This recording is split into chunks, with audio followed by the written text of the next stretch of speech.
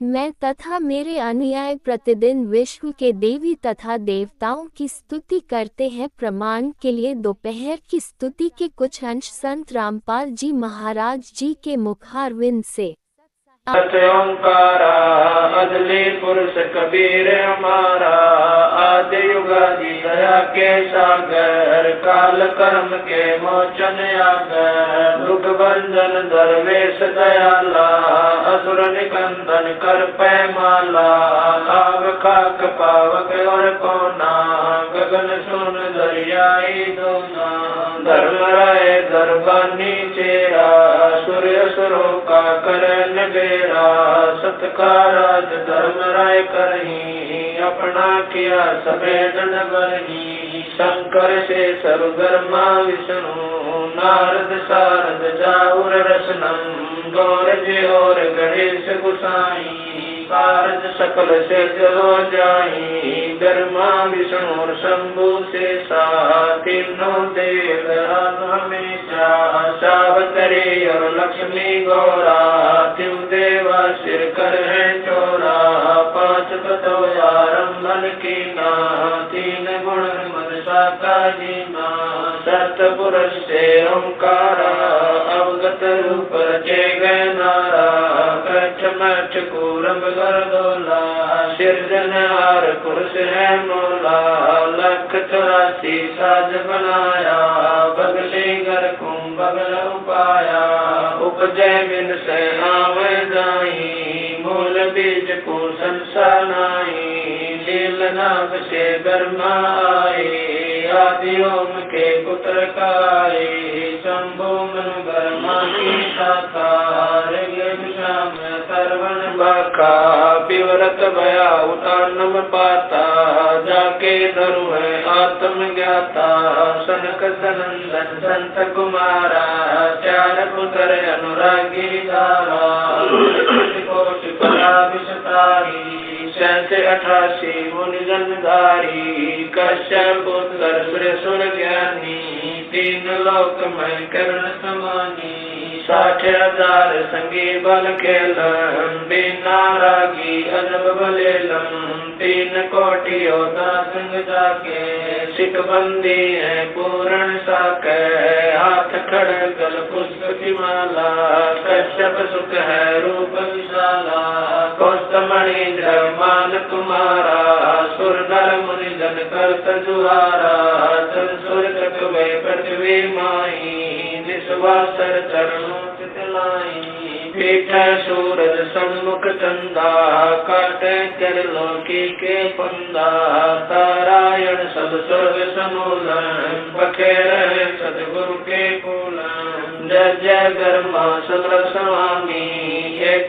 कला परम पद धामी, जय जय शंभु शंकर नाथा, कला गणेश्वर गौरज माता, कोटि कटक पैमाल करंता, ऐसे शंभु समर्थ कंता, तंगलिलाट सुर संगीता, योगी शंकर जानम गीता, नीलकंठ सोहे गरुड़ासन, शंभु योगी अचल सिंहासन, गंग करण छूटे बहुधारा, अजपाधारी जय जयकारा, दाता शंभु गोसाई, दारिद्र मोक्ष सबे हो जाई, आसन पद्म लगाए योगी, नी इच्छा निर्माणी भोगी, सर्प भुवंग गले रुणमाला, वर्षभ चढ़िए दीन दयाला, बामे कर कर शूल विराजै, देने कर सुदर्शन साजै, सुन अरदास देवन के देवा,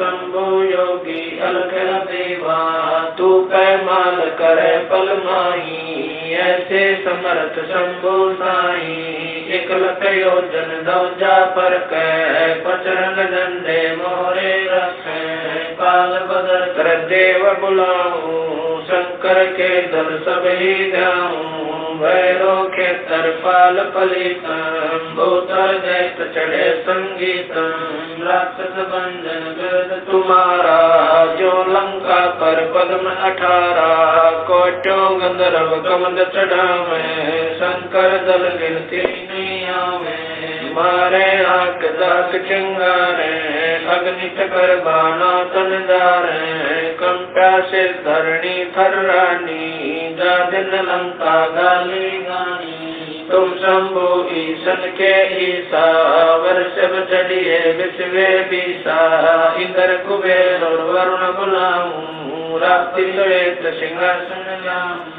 इंद्र दल बादल दरियाई क्षण कोट की हुई चढ़ाई सुरपति चढ़े इंद्र अनुरागी अंत पद्म गंधर्व बड़भागी कृष्ण भंडारी चढ़े कुबेरा अब दिल्ली मंडल गौरव फेरा वरुण विनोद चढ़े ब्रह्म ज्ञानी कला संपूर्ण बारह बानी ब्रह्मवासी चेरा चौदह कोटि कटक धन तेरा चितर गुप्त के कागज माही देखा उपजा सतगुरु साई सातों लोक पाल खाराता में धरिए साधु दासा विष्णुनाथ है असुर निकंदन संतों के सब काट बंधन नरसिंह रूप धरे गुरु राया हिरणाकुश को मारण दाया शंख चकर गदा पद्म विराज बाल तिलक जाके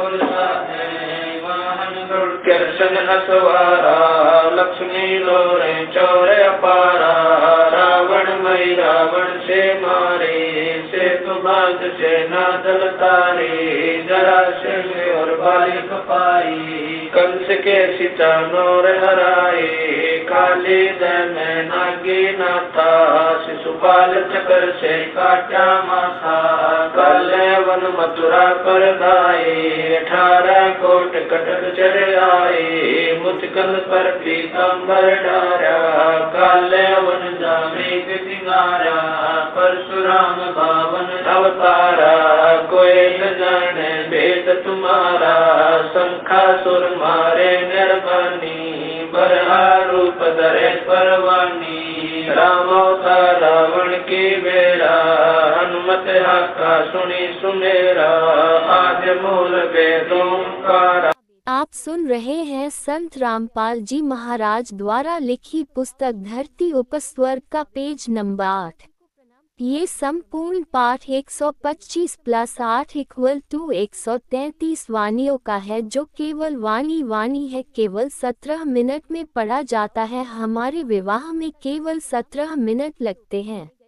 एक देसी घी की जोत भी विवाह मंडप पर जलाई जाती है, जो हवन का काम करती है। वेदों के मंत्रों में भी यही बताया है। प्रमाण ऋग्वेद मंडल नंबर 9 सूक्त 86 मंत्र 10 में ज्योति यज्ञ का आदेश है तथा प्रमाण है लकड़ी जलाकर हवन नहीं करना है। यह मनमाना आचरण है जिसमें प्रदूषण अधिक होता है। ऋग्वेद मंडल 9 सूक्त 86 मंत्र 10 ज्योति यज्ञ पावते मधु प्रियम पिता देवा नाम जनता विभु वसु दधाति रत्नम स्वधयोर्पीच्यम मदितम मत्सर इंद्रिय रस। यथार्थ अनुवाद। विभु वसु भिन्न भिन्न स्थानों सत्यलोक अलख लोक अगम लोक तथा कह लोक में निवास करने वाला प्रियम पिता प्रिय परम पिता परमेश्वर देवान नाम जनिता सर्व आत्माओं व देव रूप आत्माओं का उत्पत्ति करने वाला है। उससे मधु सर्व सुख प्राप्ति के लिए ज्योति यज्ञ से ज्योति यज्ञ का अनुष्ठान करें, जो पवित्र विधि है, अर्थात आत्मा को शुद्ध करता है, जिस कारण से साधक को परमेश्वर इस लोक तथा परलोक के परम शांति रूप पूर्ण मोक्ष तथा इंद्रियों के आनंद रूप पूर्ण मोक्ष रूपी अनमोल रतन प्रदान करता है। हमारे विवाह में न वरमाला डाली जाती है, ना भाती व बाराती बुलाए जाते हैं। केवल दोनों परिवारों के सदस्य तथा रिश्तेदार स्वयं आना चाहे तो आ सकते हैं। निमंत्रण पत्र नहीं भेजा जाता। सब आने वालों का भोजन का खर्चा आश्रम की ओर से किया जाता है। विवाह में दोनों का 1 रुपया भी नहीं लगता। आप सुन रहे हैं संत रामपाल जी महाराज द्वारा लिखी पुस्तक धरती उपस्वर्ग का पेज नंबर 9। विशेष बच्चों को रोकने के लिए यानी सगाई करने के लिए 1 रुपया भी लेन देन नहीं किया जाता। हमने श्री देवी पुराण शास्त्र का पूर्ण अनुसरण किया है। लगभग 40,000 बच्चों का विवाह इस विधि से कराया जा चुका है। सबके घरों में सुख शांति है। विवाह के पश्चात बेटी सीधे अपने ससुराल जाती है। ना कोई सिंगार ना मेहंदी आदि का दिखावा किया जाता है। कोई दहेज नहीं दिया जाता। सामान्य वस्त्र लड़का एवं लड़की पहनते हैं। बेटी अपने पिता के घर से 4 सूट 4 जोड़ी कपड़े ही ले जा सकती है। उसके पश्चात ससुराल वाले अपनी बेटी की तरह उसे सब वस्तु उपलब्ध करवाते हैं। बाद में उनके बच्चों के विवाह में कोई भात का आयोजन नहीं किया जाता, यानी पिताजी की ओर से जैसे भाई भात भरते हैं ऐसा कुछ नहीं करना है। लड़की माँ के घर आती है तो आए उसे ना कोई पैसा दिया जाएगा ना कोई कपड़ा। वह बेटी स्वयं ही मना कर देती है कि हम भक्त हैं, ये लेन देन अगले जन्म का बीज होता है, वह हमें नहीं लेना है। 100-200 रुपए से जीवन भर का काम नहीं चलता। अपनी कमाई से काम चलेगा। पैसे से प्रेम है तो भाई बहन वाला प्रेम खत्म होता है। भाई एवं बहन का मोह अलग होता है। पैसा बीच में आने से वह निर्मल नाता नहीं रहता। कभी ना कभी मन में दोष आएगा, इसीलिए हम निर्मल नाते को और पवित्र रखते हैं। विशेष माता पिता एवं भाई बहन बेटी को उस समय जितने मर्जी सुबह इच्छा से वित्तीय मदद कर सकते हैं। जब बेटी के ऊपर कोई समस्या पड़ जाती है, जैसे भैंस गाय दूध वाली मर जाती है, तो उसके लिए पैसा बेटी को दे सकते हैं। कोई मकान बनाना है अनिवार्य है तो उसमें सहयोग कर सकते हैं। कोई कारोबार बेटी करना चाहती है तो उसमें मदद कर सकते हैं। उनको वापस लेने का कभी नाम भी नहीं लेना है। बेटी की तमन्ना रहे कि मैं अपने भाई पिता का एक एक पैसा लौटाऊंगी। यदि परमात्मा ने उस योग्य बना दी तो ऐसा लेन देन दोनों पर कर्ज रूप नहीं बनता, अगले जन्म का कारण नहीं बनता। बेटी का हक पिता की संपत्ति में बेटों के समान होता है। भक्तमती बहन उसे नहीं लेगी। माता पिता भाई उपरोक्त आवश्यकताओं में उसी दृष्टिकोण से बेटी बहन की सहायता कर सकता है। इसको अन्य को बताना नहीं, यानी यह परंपरा ना बन जाए, इसीलिए उधार रूप में दे लेने का मन ना रहे। इस शास्त्रोक्ति विवाह के लाभ नंबर 1, बेटी अपने बाप भाइयों भाभियों पर बोझ नहीं बनती। शास्त्र विधि त्याग कर मनमाने आचरण से किए जाने वाले विवाह की हानि नंबर 1, बेटी माता पिता के लिए बोझ बन जाती है जो स्वयं गलत रीति रिवाजों से बनाई है। बेटी को गर्भ में ही मारने लग गए हैं, ये गलत रीति रिवाजों की देन है। नंबर 1, विवाह में अनाप शनाप खर्च लोक लाज में करना पड़ता है। जिनके पास में माया है वह लोग समाज में बिगाड़ पैदा करते हैं। बेटी के विवाह में दहेज रूप में सोफा सेट, कुर्सी, मेज, बर्तन, मोटरसाइकिल, महंगी महंगी कार देना, गाजे बाजे डीजे बजवाना, नाचना, गंदे गंदे गाने चलाना, शराब आदि का सेवन करवाना, मोटी धनराशि दान में देना, जो व्यर्थ की बकवास है। विवाह लड़का लड़की का होना है। जो उसमें नाचते गाते हैं, खुशी मनाते हैं, वह व्यर्थ के पापड़ बेलते हैं, उनको क्या मिलता है। आप सुन रहे हैं संत रामपाल जी महाराज द्वारा लिखी पुस्तक धरती ऊपर स्वर्ग का पेज नंबर 10।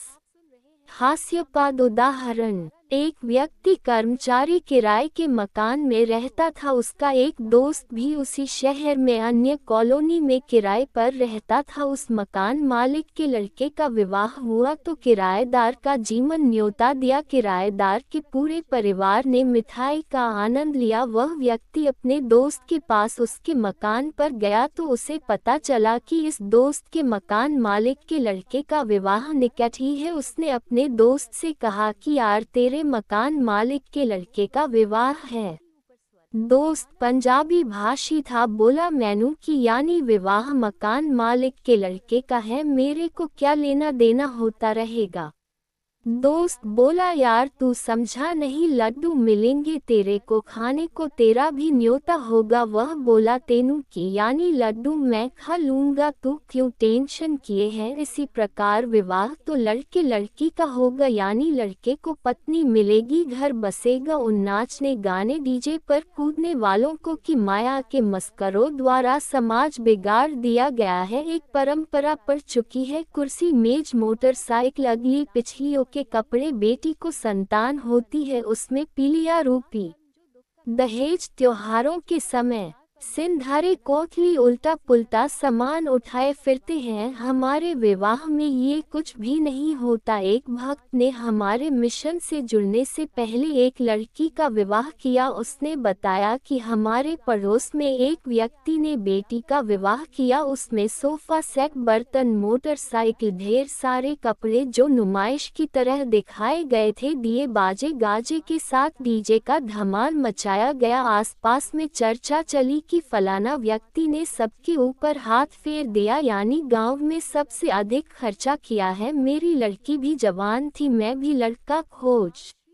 रहा था। उस विवाह को देखने मेरी बेटी भी गई। उसने अपनी माता को बताया कि सुमन के डैडी ने कुर्सी मेज सोफा सेट मोटरसाइकिल बर्तन इतने कपड़े आदि आदि दिए हैं। सारा गांव सराहना कर रहा है। माँ मेरे पापा के पास तो इतना कुछ करने को नहीं है, हम तो गरीब हैं। यूं कहकर बैठी रोने लगी। उठकर अलग कमरे में चली गई। कई देर रोए। माँ ने समझाया कि बेटी किसी की रीस थोड़ी की जाती है। बेटी की माता ने मेरे को बताया कि बेटी सुमन का विवाह फेरे देखकर आई थी, ऐसे ऐसे बोली और रोने लग गई। मेरी आंखें भर आई, सारी रात नींद नहीं आई। विचार किया कि बेटी की आत्मा नहीं दुखने दूंगा, कुछ तो करूंगा। लड़की का रिश्ता पक्का हो गया। मैंने अपना 1.25 एकड़ खेत बेचा। लोक लाज का निर्वाह करते हुए सोफा सेट, कुर्सी मेज, मोटरसाइकिल, ढेर सारे कपड़े घातन लाया। बेटी खुशी हुई, विदा कर दी। लड़का बहन को लेने गया तो बताया उस बेटी की 3 जेठानी थी, साझा परिवार था उनका। वह मेरी बेटी वाले सोफा कुर्सी सब एक कमरे में ऊपर नीचे बने थे, कहीं ठीक से रखने का स्थान भी नहीं था। कबाड़ इकट्ठा कर रखा था। नाम दीक्षा लेने के बाद 2 बेटियों का विवाह किया, एक पैसा भी खर्च नहीं हुआ। दोनों बेटी सुखी है। यदि पहले ये ज्ञान होता तो क्यों जमीन बेचता। जिसके पास जमीन बेचने को नहीं, वह मनमाना आचरण करके किए जा रहे